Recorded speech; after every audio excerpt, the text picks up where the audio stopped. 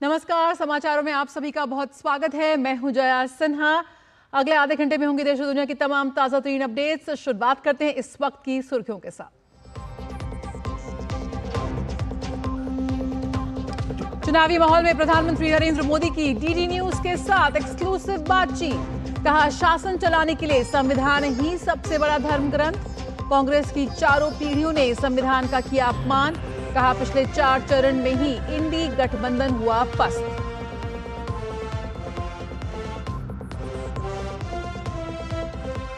उड़ीसा के चुनावी दौरे पर पीएम मोदी ने पुरी में किया भव्य रोड शो। ढेंकनाल और कटक में पीएम मोदी ने नवीन पटनायक की सरकार पर बोला हमला। बंगाल में भी गरजेंगे प्रधानमंत्री।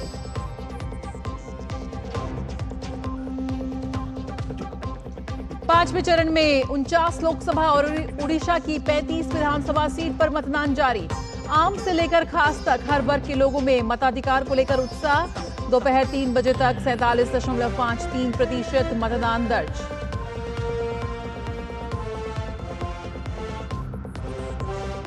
छत्तीसगढ़ के कवर्धा में दर्दनाक सड़क हादसा। वहां पानी के पास करीब 20 फीट गहरी खाई में गिरी पिकअप वैन। घटना में मारे गए सभी लोग बैगा आदिवासी समुदाय के। ईरान के उपराष्ट्रपति मोहम्मद मोख्बर को देश का नया अंतरिम राष्ट्रपति और अली बघेरी को विदेश मंत्री बनाया गया। हेलीकॉप्टर क्रैश में राष्ट्रपति इब्राहिम रईसी समेत विदेश मंत्री की मौत। पीएम मोदी समेत विश्व नेताओं ने जताया गहरा दुख।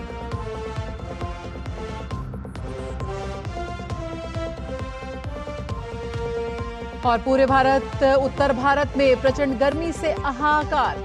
कई जिलों में पारा 45 से 47 डिग्री के पार। अगले कुछ दिन लू के थपेड़ों से नहीं मिलेगी निजात।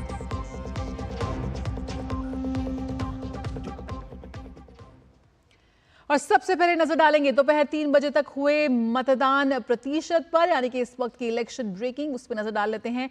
आज इस वक्त 5वें चरण का मतदान जारी है। उत्साह के साथ 49 लोकसभा सीटों पर इस वक्त मतदान हो रहा है। देश की 49 लोकसभा सीटों पर 5वें चरण का दोपहर 3 बजे तक 47.53% मतदान दर्ज हुआ है। उत्तर भारत में भीषण गर्मी और उसके बावजूद ये आंकड़े इस वक्त सामने आ रहे हैं। बिहार में 45.33% मतदान दर्ज हुआ है। अगर हम बात करें यहाँ पर जम्मू कश्मीर की, तो 44.90% मतदान दर्ज किया गया है। झारखंड में 53.90% वोटिंग यहाँ पर हुई है। बेहद सकारात्मक तस्वीर झारखंड से निकल कर आई है।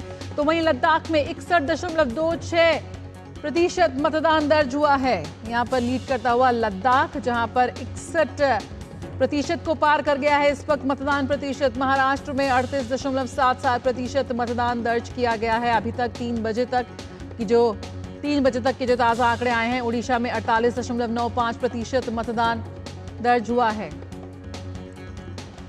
उत्तर प्रदेश में 47.55% मतदान दर्ज किया गया है। तो वहीं बंगाल में 62.72% मतदान दर्ज किया गया है। ये आपको बता दें दोपहर 3 बजे के आंकड़े हैं। तो 5वें चरण में इस वक्त 49 लोकसभा सीटों के लिए मतदान जारी है। काफी अच्छी तस्वीरें लगातार हम आपको दिखा रहे हैं, जहां पर कई मतदान बूथों पर लगातार कतारें लगती नजर आ रही हैं। आपको बता दें कि लोकतंत्र के महापर्व के 5वें दौर में मतदाता बढ़ चढ़कर हिस्सा ले रहे हैं।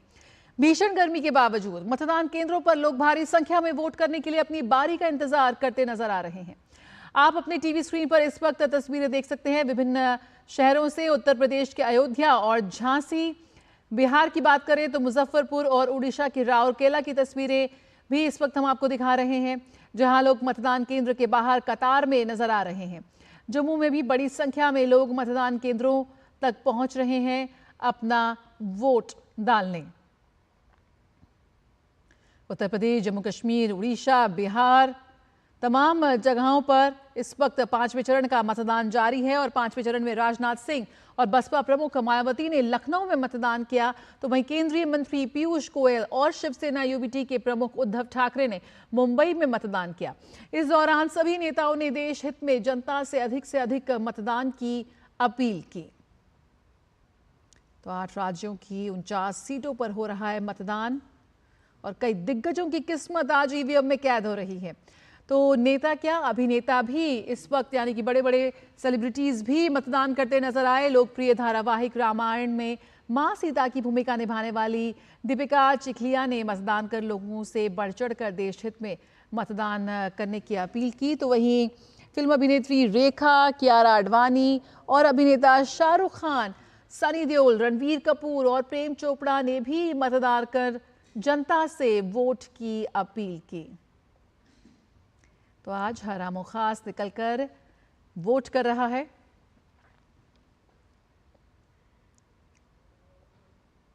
कियारा आडवाणी, सनी देओल, रणबीर कपूर, प्रेम चोपड़ा, तमाम लोगों ने कतारों में लगकर यहां पर वोट डाला। सदाबहार अभिनेत्री रेखा भी पहुंची अपना मताधिकार का प्रयोग करने।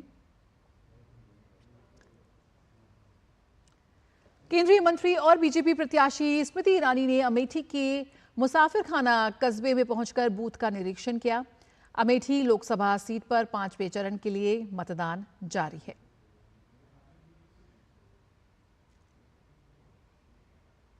तो स्मृति ईरानी ने भी निरीक्षण भी किया और साथ ही आज उन्होंने अपना वोट अमेठी में ही डाला, यानी कि अब वो अमेठी वासी हो चुकी हैं।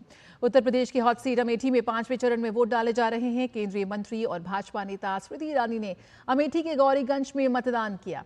मतदान केंद्र का जायजा लिया हमारे संवाददाता अश्विनी मिश्रा ने। कंपोजिट विद्यालय लीला टिकरा गौरीगंज ये बूथ है जहां पर केंद्रीय मंत्री स्मृति ईरानी ने आज मतदान किया, यानी कि एक नागरिक के तौर पर और इस ग्राम सभा के बाशिंदा के रूप में।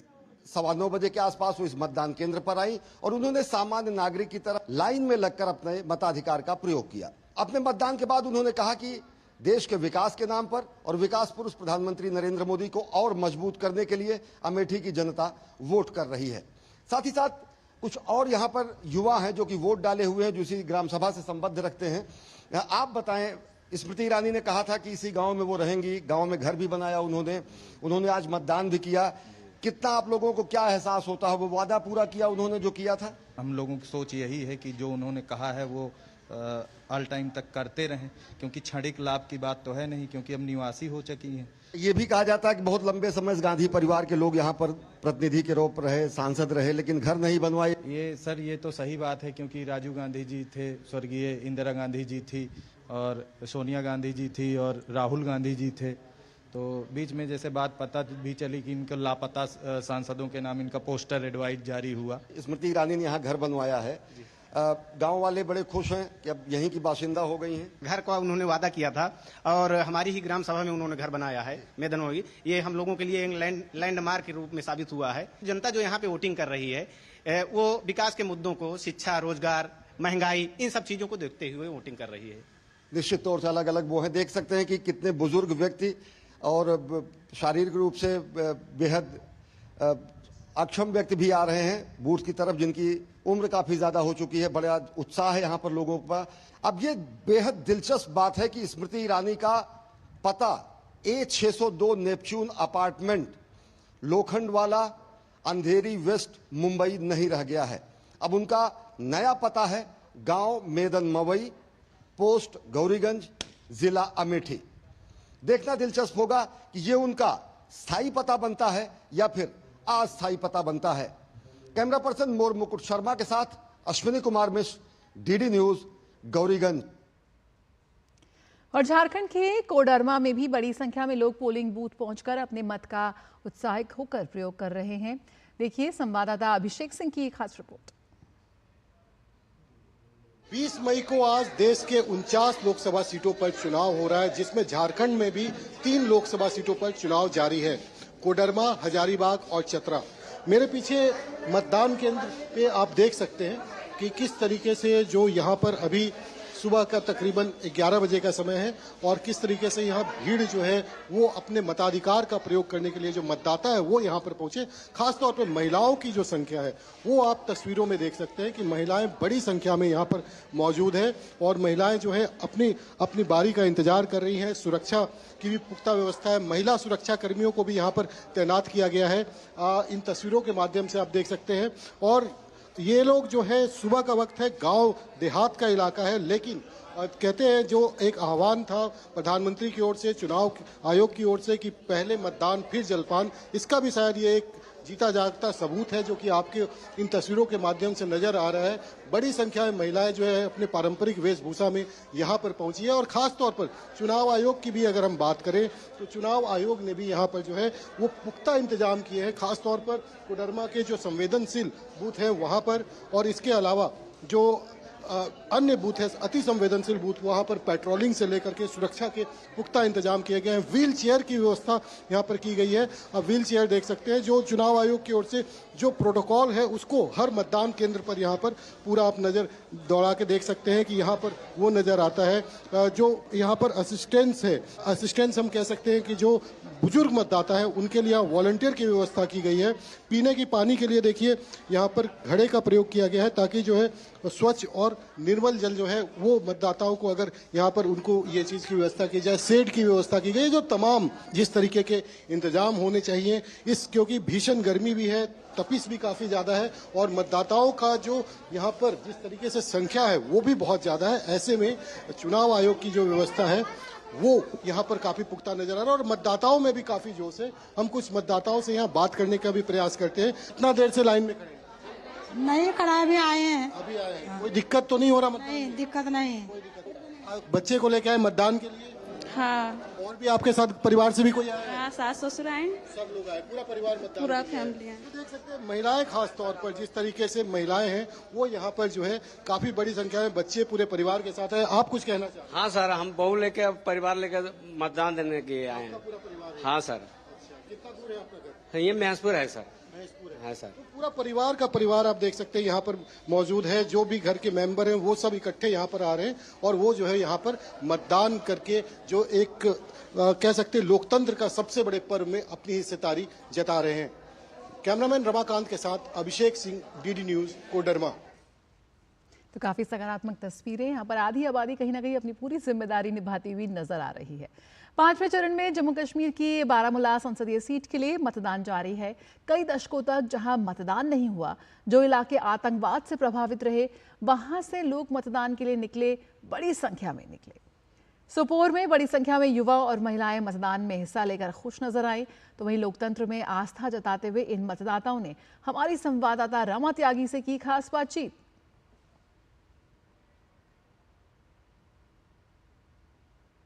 सोपोर में इस वक्त हम मौजूद हैं और आप देख सकते हैं किस तरह से यहाँ पर वोटिंग का काम चल रहा है, वोटिंग की प्रक्रिया चल रही है। महिलाएं जो है बड़ी संख्या में सुबह से ही अपने घरों से निकल कर आ रही हैं। कुछ महिलाएं हमारे साथ भी इस वक्त यहाँ मौजूद हैं जो लाइन में है। आप बताइए माहौल कैसा है यहाँ पर? बहुत अच्छा माहौल है, बहुत शांति है। हाँ शांति, हाँ अमन है।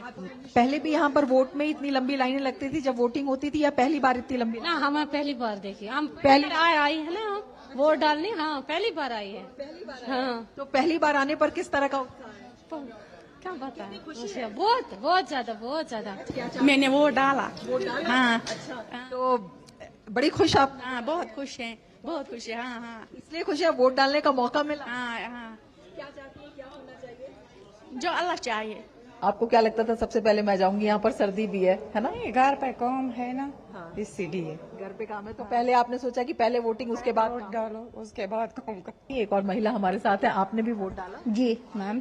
कौन से ऐसे मुद्दे थे जो आपको खींच कर लाए यहाँ पर? हमारे फ्यूचर के लिए वोट है और हमारे बच्चों के फ्यूचर के लिए। पहले कुछ डर लग रहा था, अब इंशाल्लाह सब ठीक लोग हैं। आज पहली दफा लोगों में जुनून देख रहे हैं हम, आप खुद देख रहे हो। अभी सुबह सुबह लोग आ रहे हैं, अपनी खुशी से वोट डाल रहे हैं, क्योंकि अब जो पहले से था वो बेटर है। आप देख सकते हैं सोपोर में इतनी लंबी लंबी लाइनें हैं। यहाँ पर ये महिलाएं बताती हैं कि पहली बार इस तरह की लाइनें लगी हैं, पहली बार यहाँ पर वोटिंग प्रक्रिया हो रही है, लोकतंत्र में विश्वास कायम हो रहा है, महिलाएं उसमें आगे आ रही हैं और इनका कहना है कि जो यहाँ पर विकास है, जो यहाँ पर रोजगार है, जो यहाँ पर ये चाहती हैं कि महंगाई कम हो और यहाँ पर सबसे बड़ी बात जो अमन शांति बहाल हुआ है वो अमन शांति बहाल रहना चाहिए। कैमरामैन विनोद ओझा के साथ रमा त्यागी, डीडी न्यूज, सोपोर। और लोकसभा के 5वें चरण के चुनाव के लिए बीच कांग्रेस नेता राहुल गांधी रायबरेली में चूराम मंदिर दर्शन के बाद पोलिंग बूथ के निरीक्षण के लिए गए। इसी दौरान बीजेपी समर्थकों ने राहुल गांधी के खिलाफ जमकर विरोध प्रदर्शन किया।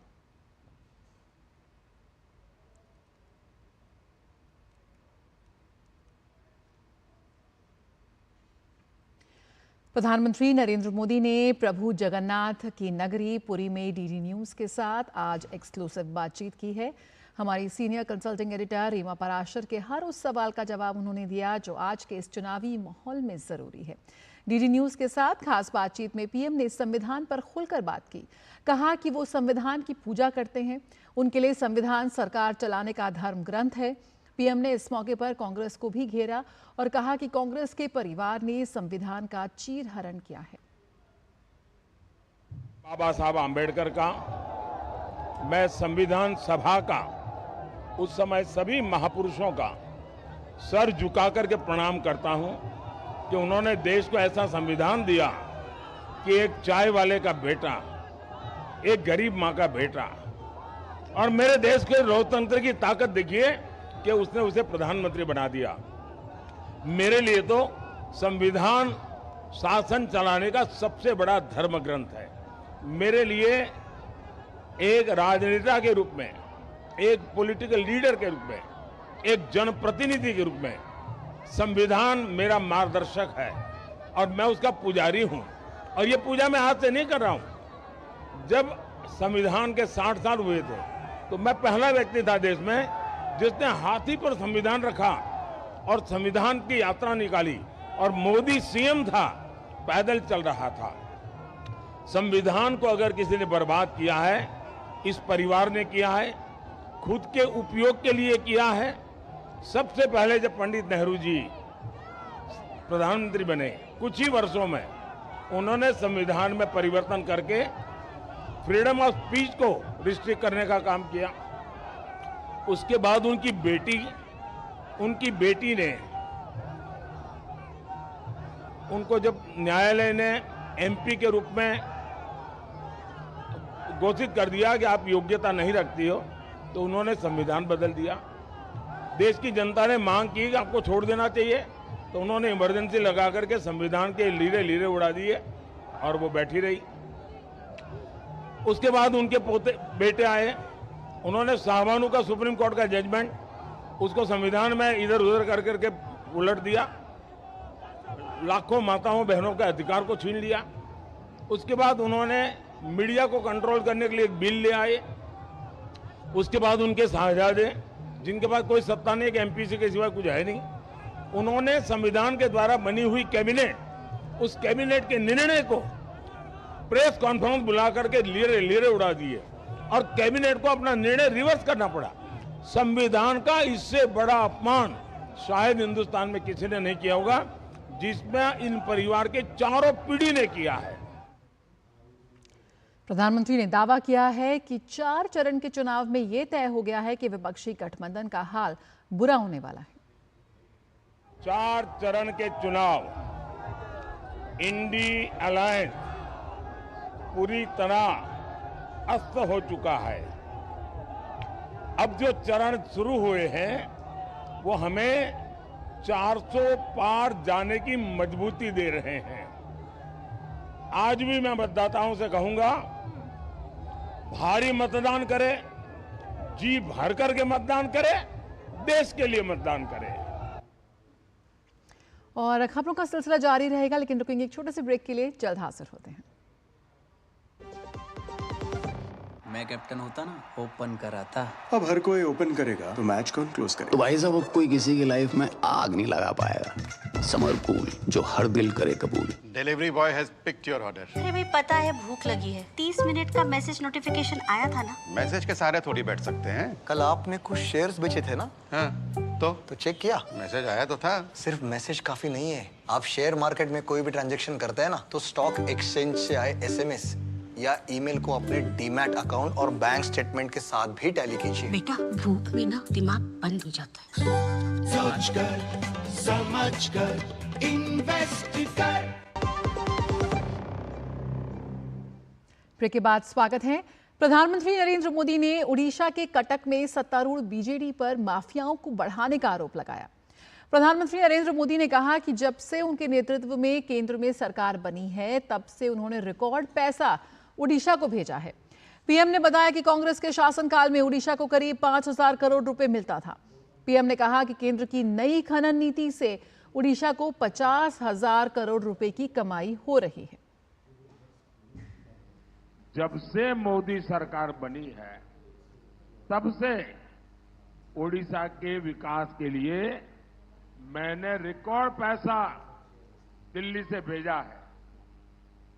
पहले टैक्स का जितना पैसा केंद्र सरकार से उड़ीसा को आता था, मोदी ने उससे 3 गुना ज्यादा पैसा उड़ीसा को दिया है।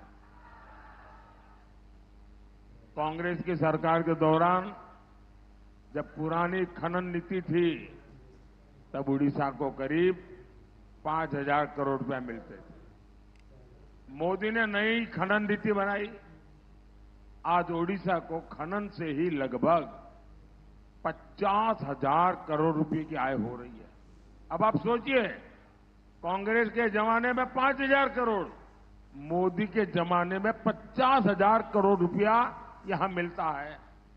इसके अतिरिक्त डिस्ट्रिक्ट मिनरल फंड के तहत भी ओडिशा को 26,000 करोड़ रुपए से अधिक मिल चुके हैं।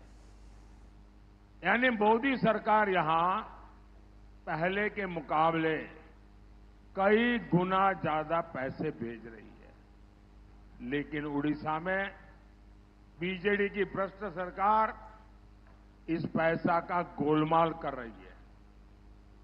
मैं उड़ीसा के करीब करीब हर जिले में जा चुका हूं।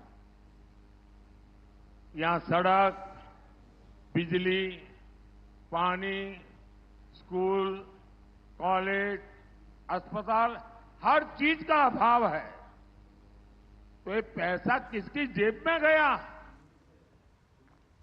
और इससे पहले प्रधानमंत्री ने उड़ीसा के पुरी में रोड शो किया। इस मौके पर पुरी लोकसभा सीट से पार्टी के उम्मीदवार संबित पात्रा उनके साथ रहे। पीएम का काफिला जब पुरी की सड़क से गुजरा तो उन्हें देखने के लिए जन सैलाब उमड़ पड़ा। बड़ी संख्या में मौजूद लोगों ने उन पर फूलों की बारिश की और इस दौरान राज्य की सांस्कृतिक विरासत की झलक भी देखने को मिली।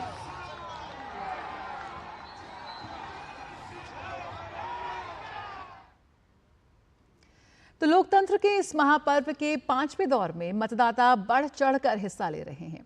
प्रसार भारती के अध्यक्ष नवनीत सहगल ने अपने परिवार संग लखनऊ के एक मतदान केंद्र पर वोट डाला। इस मौके पर प्रसार भारती के अध्यक्ष ने सभी लोगों से अपने मताधिकार का इस्तेमाल करने की अपील की। वोट ये आपका एक मौलिक अधिकार है। आपका ये ऐसा अधिकार है जिसको आपको कि बड़े खुश होकर और जोश के साथ इसका उपयोग करना चाहिए। और मैं सभी जो हमारे देश के नागरिक हैं, वो लखनऊ के नागरिक हैं, सभी से अपील करूंगा कि वो अपने अपने घरों से निकलें और अपने वोट का प्रयोग करें, अपने वोट का इस्तेमाल करें। और जो उनके जो देश के हित में, देश के विकास के लिए, देश को मजबूत करने के लिए जो लोग लड़ रहे हैं, उनके लिए वोट करें। और छत्तीसगढ़ के कवर्धा जिले में हुए भयानक और दर्दनाक सड़क हादसे में 18 मजदूरों की मौत हो गई है। घटना पंडरिया विकासखंड के कुकदूर क्षेत्र के समीप हुई।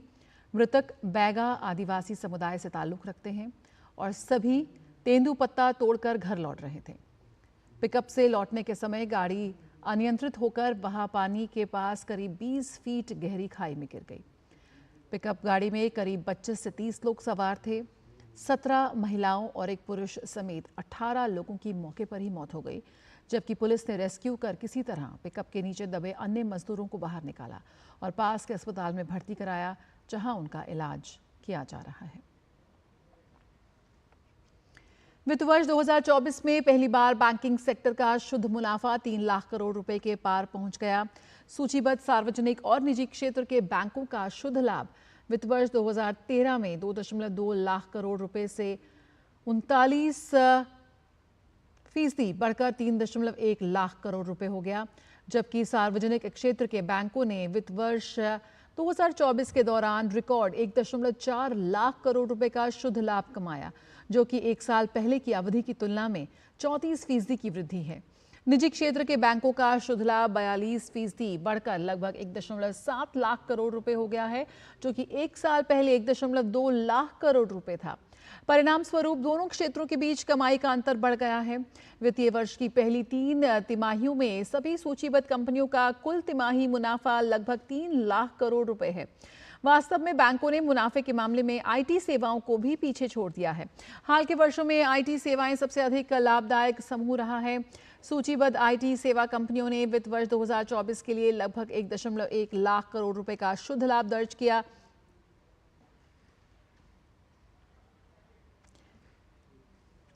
प्रधानमंत्री नरेंद्र मोदी ने सोशल मीडिया प्लेटफॉर्म पर बैंकिंग क्षेत्र का शुद्ध लाभ 3 लाख करोड़ रुपए के पार होने का 3 लाख करोड़ के पार करने को उल्लेखनीय बताया है। पीएम ने एक्स पर लिखा, पिछले 10 वर्षों में पहली बार भारत का बैंकिंग क्षेत्र 3 लाख करोड़ रुपए पार कर गया है। हमारी सरकार के सत्ता के आने पर भारत के बैंक घाटे और उच्च एनपीए से जूझ रहे थे। यूपीए के समय से गरीबों को परेशानियों का सामना करना पड़ रहा था। बैंकों के मजबूत होने से गरीबों, किसानों और एमएसएमई को ऋण आसानी से उपलब्ध हो सकेगा। और ईरान के उपराष्ट्रपति मोहम्मद मुख्बर को देश का नया अंतरिम राष्ट्रपति बनाया गया है। उप विदेश मंत्री अली बघेरी को विदेश मंत्री बनाया गया है। ईरान की कैबिनेट ने नई नियुक्तियों को मंजूरी दे दी है। दरअसल हेलीकॉप्टर हादसे में राष्ट्रपति इब्राहिम रईसी का निधन हो गया था। इस हादसे में राष्ट्रपति के अलावा विदेश मंत्री हुसैन अमीर अब्दुल्लाहियान और 7 अन्य लोगों की भी मौत हो गई थी। खबरों का सिलसिला जारी रहेगा, लेकिन फिलहाल इस बुलेटिन में इतना ही। मुझे दीजिए इजाजत। नमस्कार।